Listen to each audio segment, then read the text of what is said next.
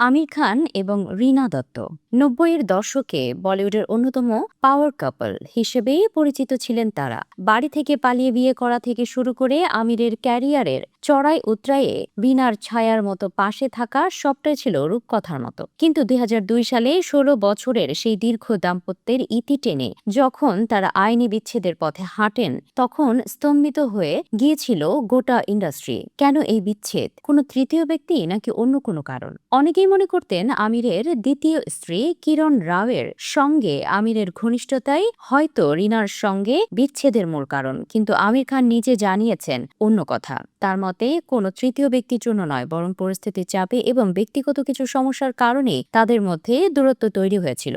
আমির একবার এক সাক্ষাৎকারে বলেছিলেন, রীনার সঙ্গে আমার বিচ্ছেদ অত্যন্ত যন্ত্রণাদায়ক ছিল।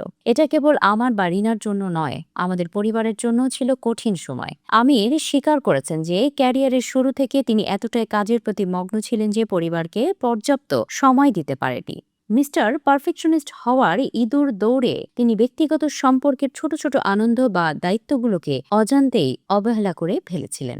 রীনার সঙ্গে তার বিচ্ছেদ আইনি হলেও তা কোনো কাদা ছোড়াছুড়ির পর্যায়ে যায়নি, বরং আজও রীনাকে তার জীবনের অন্যতম গুরুত্বপূর্ণ মানুষ এবং সেরা বন্ধু হিসেবে সম্মান করেন আমির। বলিউডের আর ৫টা বিচ্ছেদের মতো আমির রীনার সম্পর্ক তিক্ততাই শেষ হয়নি। আজও আমিরের বাড়ির যে কোনো অনুষ্ঠানে বা দুই সন্তান জুনেইদ ও আয়রার প্রয়োজনে তাদের একসঙ্গে দেখা যায়। এমনকি আমির যখন কিরণ রাওকে বিয়ে করেন, তখনও রীনার সঙ্গে তার সৌহার্দ্য বজায় ছিল। আমির জানান, বিচ্ছেদের মানে এই নয় যে আমাদের ভালোবাসা বা শ্রদ্ধা শেষ হয়ে গিয়েছে। রীনা আজও আমাদের পরিবারের অবিচ্ছেদ্য অংশ। রীনার সঙ্গে বিচ্ছেদের প্রায় ২ বছর পর লাগান ছবির সেটে আলাপ হওয়া কিরণ রাওয়ের সঙ্গে সম্পর্কে জড়ান আমির এবং ২০০৫ সালে তাকে বিয়ে করেন। যদিও রীনার সঙ্গে বিচ্ছেদের সময় কিরণের কোনো ভূমিকা ছিল না বলেই বারবার দাবি করেছেন আমির। জীবনযুদ্ধের ময়দানে আমির খান হয়তো অনেক জয় পেয়েছেন, কিন্তু প্রথম বিয়ে ভেঙে যাওয়ার সেই ক্ষত যে আজও কোথাও একটা রয়ে গিয়েছে, তা তার কথায় মাঝে মাঝে